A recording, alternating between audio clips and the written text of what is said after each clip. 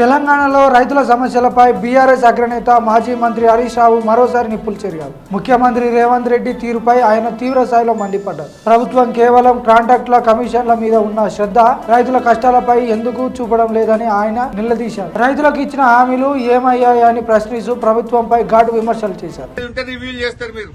పైసలు దొరికాయి కదా గరీబ్ రైతులు, వీళ్ళ విషయంలో రివ్యూ చేయడానికి మీకు తీరిక లేదా? మీ ఇంటెలిజెన్స్ ఏం చేస్తుంది? జొన్నలు కొంటలేరు అనేది మీకు తెలుస్తలేదా?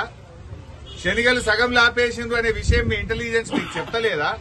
చెప్పినా కూడా రైతులే కదా అని లెక్కలేనితనమా? ఏంది ఎట్లా అర్థం చేసుకోవాలి? ఆనాడు పెద్ద పెద్ద మాటలు మాట్లాడిండ్రు. ఏం పేరే? మల్లేశం అనే రైతు చెప్తుండు, సార్ 11 గంటలు 10 గంటలే కరెంట్ వస్తుంది, సాయంత్రం 4కి పోతే పొద్దుగాల 6కి కరెంట్ వస్తుందని. ఇవాళ మల్లేశం రైతు పొద్దున 8కి వస్తుంది, పొద్దున 8కి కరెంట్ వస్తుందని మల్లేశం అనే రైతు కూడా ఇవాళ చెప్తా ఉన్నాడు.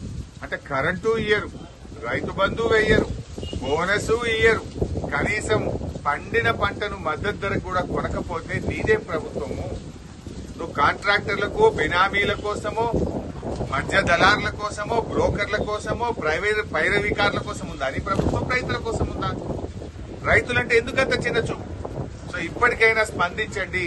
ముఖ్యమంత్రి గారు ఒక రివ్యూ చేసి జొన్నల కొనుగోలు కేంద్రాలు ప్రారంభించండి. మధ్యలో ఆగిపోయిన శనగలు మళ్లీ కొనే విధంగా తక్షణమే ఉత్తర్వులు ఇవ్వండి.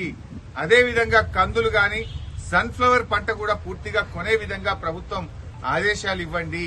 అదేవిధంగా వడ్ల కొనుగోలు కేంద్రాలు కూడా రాష్ట్ర వ్యాప్తంగా తక్షణమే ప్రారంభించాలని, ఈ యాసంగిలో సన్న వడ్లకు కూడా బోనస్ అందించాలని, పోయిన యాసంగి సన్న వడ్ల బోనస్ వెంటనే విడుదల చేయాలని చెప్పి డిమాండ్ చేస్తున్నారు.